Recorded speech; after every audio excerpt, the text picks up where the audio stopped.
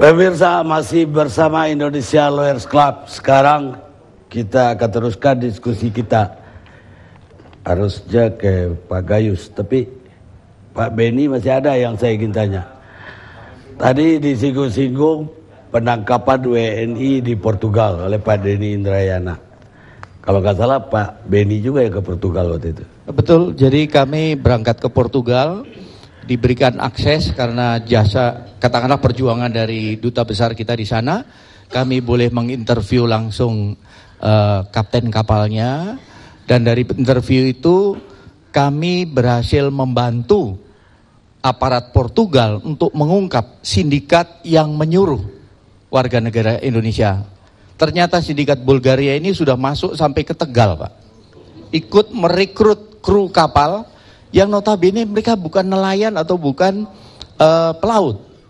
Petani penganggur direkrut, buatkan paspor dan mereka berangkat. Dan sekarang masih dalam proses. Yang dibebaskan kata Dedi siapa? Betul, perjuangan dari via KBRI, dari Dubes, dari Kemlu, meyakinkan bahwa mereka tidak tahu menau tentang kokain yang 1,8 ton. Yang tahu hanya 2, kapten kapal dan juru mesin. Dan akhirnya dengan bukti-bukti yang diajukan bahwa mereka bukan pelaut dan sebagainya, kemudian di hasil penyidikan sendiri menunjukkan bahwa mereka tidak tahu. Jadi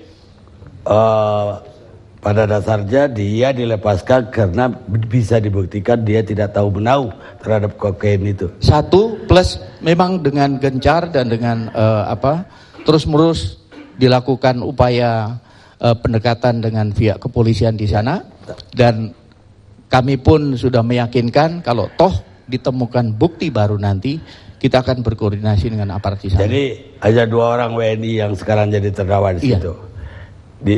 Tadinya berapa itu harusnya? 9? 9 orang? Iya. Dan ngomong-ngomong sebagai BNN, Pak Beni setuju gak dikasih remisi? Grasi? Gak perlu dijawab karena Pak Beni aparat. Jadi gak mungkin menjawab itu. Pak Gayus sekarang.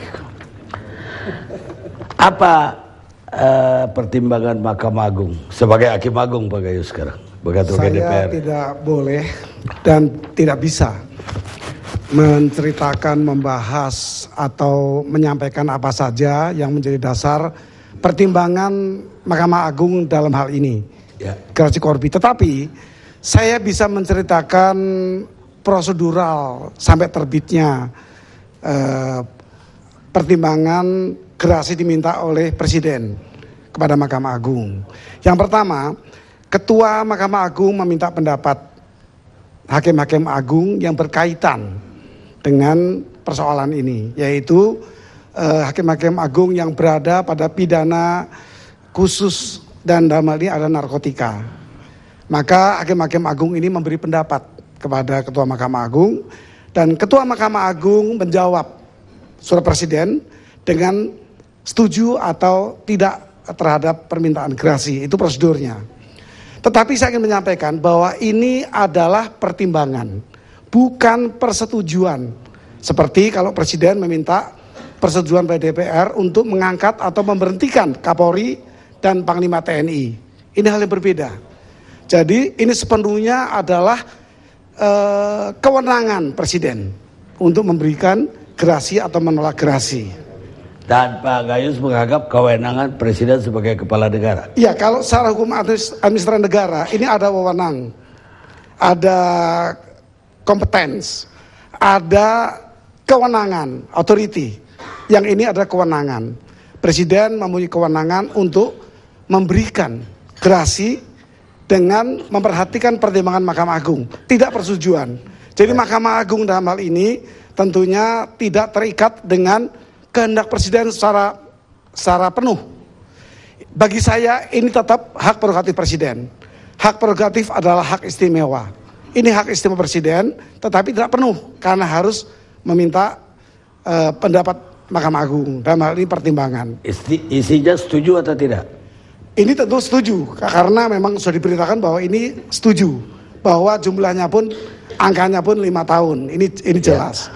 Tetapi saya harus mengatakan bahwa ini hak istimewa yang dimiliki oleh presiden, tetapi bukan berarti hak istimewa yang tidak bisa dipersoalkan. Hukum administrasi negara mengatur seluruh keputusan pemerintah di samping yang berasal dari putusan peradilan itu bisa dilakukan proses. Jadi artinya ini bisa dipersoalkan. Nah, kalau saya melihat hal ini, maka kalau tadi saya katakan adanya wewenang, ada kewenangan, maka kewenangan diukur oleh peraturan TUN tadi. Ada 2 koridor. Apakah ini tidak memperhatikan kepentingan umum, dan yang kedua, apakah ini menimbulkan kerugian konkret bagi pihak-pihak yang walaupun itu hak prerogatif presiden. Hak prerogatif dalam hal ini ada Kepres. Kepres itu produk keputusan pemerintah, dalam hal ini presiden. Sejauh itu bukan keputusan peradilan, itu masih bisa digugat untuk diuji atau minta dibatalkan. Itu masih mungkin kalau ada hal-hal yang memenuhi syarat untuk itu. Jadi dengan kata lain, apa yang dilakukan Henry sama Yusril tadi udah di jalan yang benar. Secara pribadi saya mengatakan bahwa itu langkah yang tepat dan dimungkinkan. Baik, sekarang Saudara Abri, Anda Satgas apa sih namanya? Namanya adalah Satgas Penanganan Kasus WNI TKI di luar negeri yang terancam hukuman mati. Yang terancam, hanya untuk yang terancam hukuman Betul. mati. Nah, berapa orang yang terancam itu di luar negeri? kalau dilihat Malaysia saja ada 162 sekarang. Ya. Narkobanya 117. Narkoba 117. Ya. Kemudian di Cina Ya. itu ada 22. Ya. Semuanya narkoba dan semuanya korbi. Semuanya apa? Korbi, wanita. Ya, jadi Indonesia nggak kekurangan korbi sebenarnya. Ya. Lebih berat karena mereka masukin heroin lebih dari 1 kilo di Ya. sana. Hanya Arab Saudi baru satu belakangan ini ada mengenai kasus narkobanya. Ya, tapi ya secara keseluruhan sebenarnya Di kalau dihitung Eropa ada, Amerika Latin juga. ya kita belum menangani untuk itu. Saya dengar ada di Amerika Latin, juga ada di Eropa. Di Iran ada. Orang cewek-cewek Indonesia yang dipakai sebagai kurir.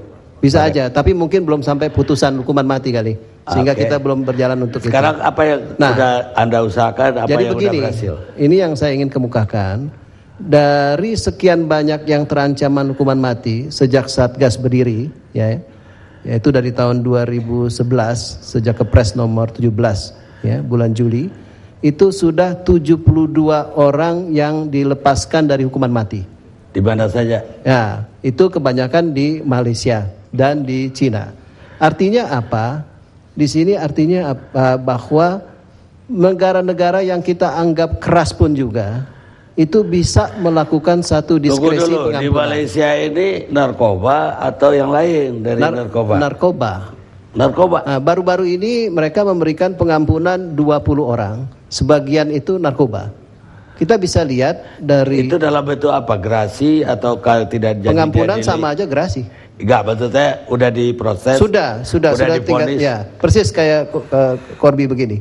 Ya, tapi yang memberikan pengampunan itu adalah raja-raja di negara bagian, sultannya. Nah, jadi kalau menurut hemat saya, sebenarnya sejak adanya Satgas ini, WNI TKI yang terancam hukuman mati, di mana tidak membedakan ya WNI atau TKI-nya semuanya, bahkan kasusnya apapun juga. Sebenarnya kalau mau dipersoalkan mengenai soal perlakuan lunak ya pemerintah terhadap pelaku kejahatan narkoba, harusnya pada saat itu juga. Tapi kan orang nggak mau bereaksi karena ini menyangkut warga negara Indonesia ya. Nah, ternyata memang ya upaya diplomatik itu ya sangat yang tadi salah ya. Kenapa? Ya sah dan diterima. Sah, dan itu ternyata kalau tidak kita nggak bisa sampai 72 orang dilepaskan dari hukuman mati. Di Australia kita ada hukuman mati. Yang kita ketahui belum ada. Belum ada. Ada narkoba nggak di situ? Jadi, Ada. Ada usaha nggak di situ? Karena belum terancam hukuman mati kita belum sampai ke sana. Oh iya, diurus Iya, hukuman yang terancam hukuman mati saja. Iya. Jangan Australia nggak ada hukuman mati kali. Hukuman mati, kelihatannya dengarnya begitu. Itu yang jadi salah satu alasan Australia juga untuk yang Bali 9 supaya dikurangi hukuman matinya. supaya jangan hukuman mati, karena dia tidak ada hukuman mati. Iya. Di Arab ya ada hukuman mati. Enggak, ya. Maksud saya yang dibebaskan kasus belum ada, karena baru satu kasus saja yang muncul di sana, baru mulai. Ya, untuk TKI kita yang terlibat narkoba juga. Betul. Nah, jadi dalam hal ini kalau kita lihat, ya memang upaya diplomasi itu memang berjalan. Terus terang saja, banyak warga TKI kita, termasuk juga Tuti Tursilawati, sebenarnya 3 bulan yang lalu itu udah dipancung.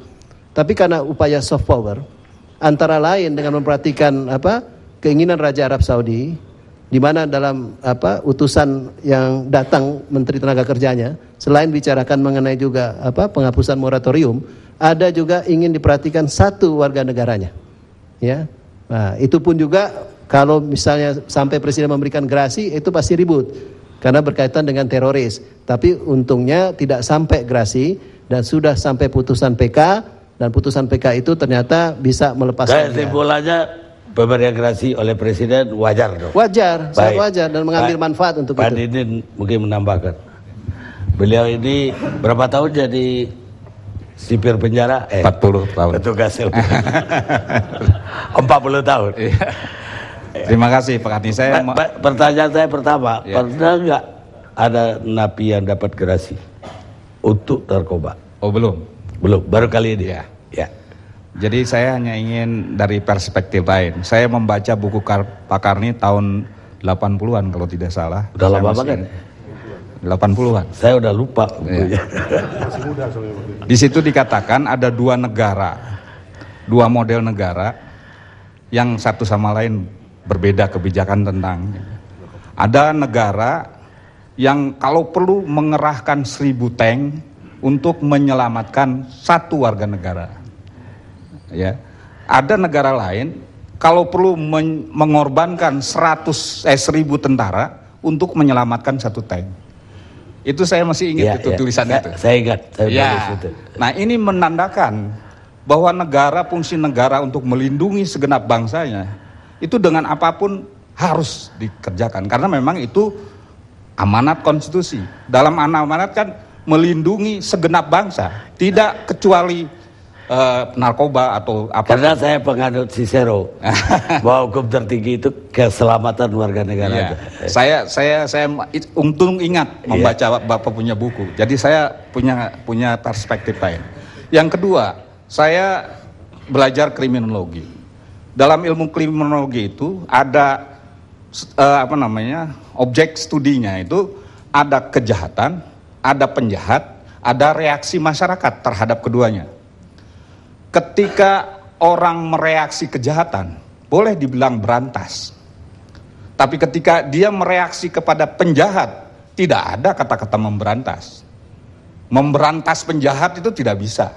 Tapi memberantas kejahatan adalah sesuatu yang mutlak.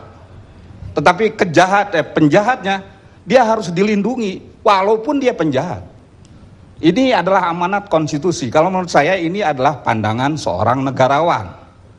Jadi kalau mau menjadi negarawan, ya dilihat indikatornya dari sikapnya terhadap kejahatan dan penjahatnya. Kalau dia sama-sama bahwa kalau extraordinary crime itu harus diberantas, sehingga mungkin kalau penghukumannya, kalau yang lain misalnya hukuman mati itu ditembak, kalau perlu untuk teroris itu dibakar, itu kan tidak benar. Oleh karena itu hukum pelaksanaan pidana tidak mengenal itu latar belakang penyebab dia menjadi jahat. Kalau sudah hukum pelaksanaan pidana, semua aturan berlaku. Oleh karena itu saya pada saat itu tidak sependapat ada moratorium remisi, karena dia memang tidak menyamakan perlakuan terhadap para penjahat itu. Karena kalau hukum pelaksanaan pidana, ya hukum pemasyarakatan itu dijamin harus sama, dengan tentu ada persyaratan. Jadi individualisasi pidana itu betul-betul nyangkut di situ. Saya kira demikian. Terima kasih. Baik, saya ke Pak Amir, tapi saya disuruh rehat sejenak.